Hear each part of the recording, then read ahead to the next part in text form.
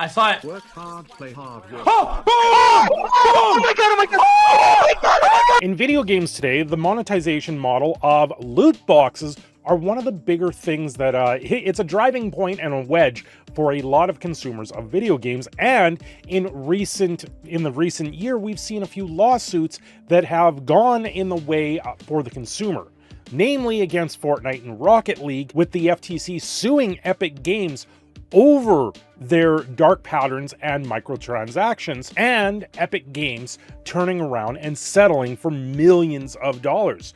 Now, it seems one country on Earth is taking the step forward to actually starting to look at banning loot boxes. Well, we've seen loot boxes and everything from Apex Legends to Fortnite, Rocket League, all of these games out there, and it's an ongoing model for microtransactions. But today I bring you the story. This is something that broke over Christmas, and a lot of people maybe have missed it, so I'm bringing this story today.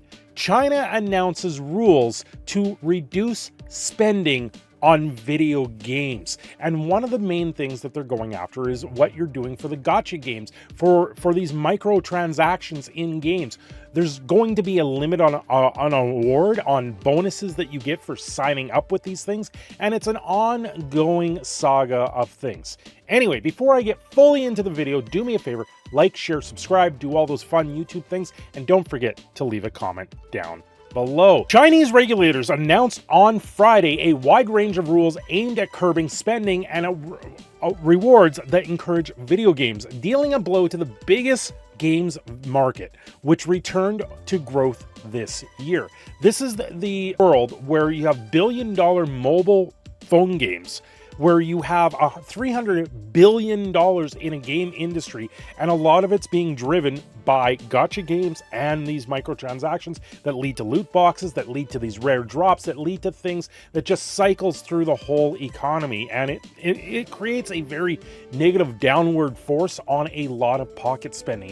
You have a lot less of them. The new rules, which will effectively set spending limits on online games, sparked panic among investors, wiping nearly $80 billion in market value in China's two biggest companies as investors sought to gauge potential impact on earnings and more restrictions in the offing. This directly hit Tencent, which Tencent has many arms and many things into everything in online gaming. I know they even own part of the team that is now the development team for Magic the Gathering Arena. They own a 30% stake in Larian Studios with Baldur's Gate 3, so it's going to affect negatively across the board. If their spending power comes down, that means a lot of these big budget games that we are seeing now in the marketplace might have to tighten their belt a little bit and go towards a model that is against the microtransactions. Part of this is they're going to be banning dailies. You see this in World of Warcraft. World of Warcraft, you used to have to log in, do your dailies, get in, get out, and get it done. So online games will now be banned from giving players rewards if they log in every day. If they spend on a game for the first time, or if they spend several times on the game consecutively, shares of Tencent, the world's largest gaming company, tumbled as much as 16%, which I have there up on screen.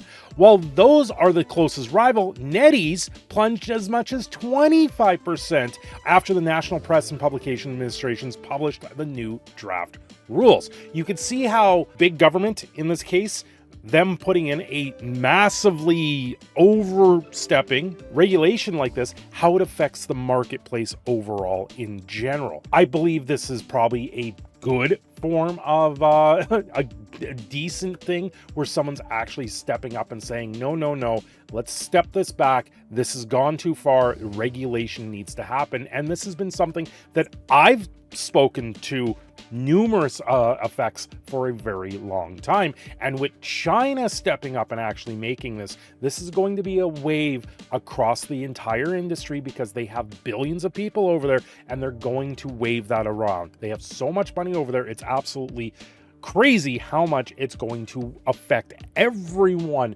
generally. Over the last couple of years, we've seen a ton of layoffs when it comes to monetization, when it comes to video games, when it comes to everything around them, and it's going to continue that fact.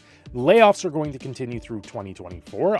There's no doubt about that, as places try to deal with this change, this regulation overall for the encumbrances of their video games. If you look at video games, if you look at Magic the Gathering in particular here, you have card arts that were censored to meet the demand of the Chinese market. And this is going to be the same thing. Now, China's put up this regulation, so now all these companies are going to change their models to meet the demand of the Chinese market again.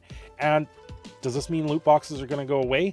Not so much. You're going to see them probably amp up the spending in the West, where in the East it's going to completely dry up and go away. Other places in the world have banned loot boxes, but they didn't have as big of an impact on it. But this one in particular is going to have a giant impact on the gaming as a whole. Now, globally, regulation is coming for these things. It's coming down the line for loot boxes, and honestly, it can't be here soon enough, because loot boxes promote gambling. They really push the idea of gambling, and like I've said, I've spoken about this in the past. I've said certain things, certain aspects of a lot of the gaming world in the past has pushed forward these loot boxes the way they are.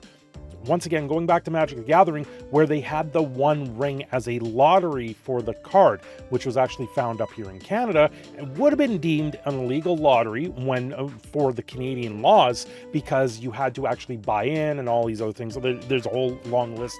I covered this to extent. It wasn't something that was going to be pursued by the government. They were just going to be like, is this worth it? Is this worth the public dollars at that point? It's not. But overall, as an industry with regulation, the loot box regulations that are going to come down the line are also probably going to hit your card games. It's also going to hit TCGs and everything like that in the long run, because they're going to get enveloped as the same sort of idea. Difference with Magic the Gathering is you can collect an entire set, and you can always, if you buy a X amount of product, you will always be able to have something substantial out of it. You will always have those cards. When it comes to the digital marketing space, where you are now spending millions of dollars into loot boxes and cosmetics, you can never always obtain every single item down the line. It's always based on a luck skill roll. It's always that random number generation. And that's why in a lot of cases we play the games we do. We play the games like Magic the Gathering Arena. Why we play these games is for that randomness that might be in there. From the real world to a digital world, well, that's where things get a little bit more sketchy and a little bit easier to scam you out of your hard-earned money. Loot boxes are still here with us in 2023. This is from last year, and some countries are finally catching up with regulation. Approach taken in the past few years have generally been to determine whether different types of loot boxes legally constitute gambling in different countries, and if so, then seeking to regulate them using pre-existing laws. However, more recently, countries have explored other potential options, such as enforcing consumer protection law, requiring the specific information to be disclosed, or demanding action from age rating organizations. Every single country has a different take on where loot boxes are, or your Magic the Gathering, or your Lorcana packs, wherever you're going to open these up. And they've gone up and down. One of the first regulations when it came down to video games or gaming in general is back with the days of pinball, right? You used to be able to win free games at pinball, and that at the time of its conception was seen as a form of gambling, because now you're gambling to win something out of the deal. That has the idea of pinball has turned around into these rooms where you get these tickets and then you get these prizes, and then that down the line got regulated, and then it kind of got lifted. So it's an up and down thing. What do we do as a consumer? Where does the consumer draw the line? Where does the regulation needs to come in here? And into 2024, now with China stepping up here at the end of 2023, we're going to see regulation on loot boxes become more of a forefront when it comes to these types of things in our video games and in the everyday spending habits of the consumer. Anyway, I'm your Proud Canadian Phoenix, Cindershadow. Hope you like this one. I didn't mind covering it. It's a different type of topic for sure, but it's still within the wheelhouse of gaming. Have yourselves a great day. Don't forget to like and subscribe.